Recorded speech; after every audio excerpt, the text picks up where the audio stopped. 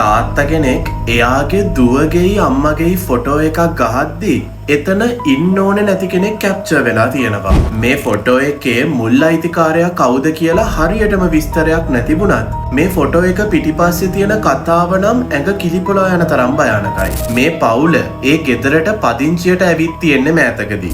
මෙයාලගේ ගෙදරට පාරෙන් එහා පැත්තේ ඉස්සරහා ගෙදර අවුරුදු 60ක විතර වයසක මිනිස්සෙක් තනියම ජීවත් වෙලා තියෙනවා.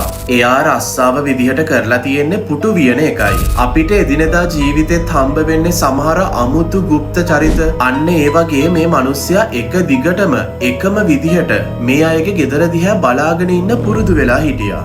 ඒ බලාගෙන ඉන්න විදිහ හරිම গুপ্তයි වගේම අසාමාන්‍යයි. හැබැයි මේ ගෙදර අය හිතුවේ එයාගේ වයසත් තනියම ඉන්න නිසා තියෙන මානසික තත්ත්වයක් එක්කම එහෙම බලන් ඉන්න වැති කියලායි. තාම අලුත් නිසා මෙයාලා ඒ මිනිස්සයත් එක්ක කතා බහට ගිහිල්ලා නැහැ. හැමදාම උදේට මෙයාලගේ ගෙදර දිහා බලන් හිටපු මේ මිනිස්සයා ටික දවසකින් ඒ කියන්නේ මේ අප්‍රේල් මාසේ කිට්ටු වෙද්දී එකපාරටම පේන්න නැතුව යනවා.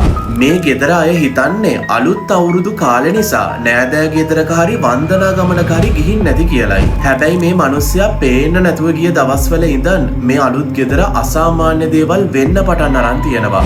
කිසිම හේතුවක් නැතුව ගෙදර බඩු පෙරලෙන්න වගේම රැට උළු කැට උඩින් කවුරු හරි දුවනවා වගේ අසාමාන්‍ය සද්ද බද්ද ඇහෙන්න පටන් ගන්නවා. ඔය අමුතු දේවල් අතරේ එදා සාමාන්‍ය අඟහරුවාද දවසක රෑ මේ දරුවයි අම්මයි සතුටින් කතා කර කර එකිනෙකනාට විහිළු කරන ගමන් ඉන්නවා. මෙහෙම ඉද්දි තමයි මේ තාත්තා මේ ෆොටෝ එක ගන්නෙ. මුලදී මේ ෆොටෝ එකේ අමුත්තක් පේන්න තිබ්බේ නැහැ. හැබැයි මේ ෆොටෝ එක බලපු දරුවා එකපාරටම කියනවා තාත්තේ මෙතන අමුතු දෙයක් තියෙනවා කියලා. මුලදී මේක පොඩි ළමයෙක් කියන විකාරයක් කියලා ගණන් ගන්නේ නැතුව හිටියත් තාත්තා ෆෝන් එක අරගෙන ආයෙමත් හොඳටම zoom කරලා බලද්දි තමයි දැක්කේ අම්මගේ දුවගේ පිටිපස්සෙන් තියෙන දේ.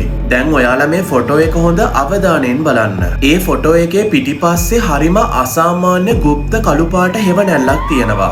ඔයාලට පේනවා ඇති.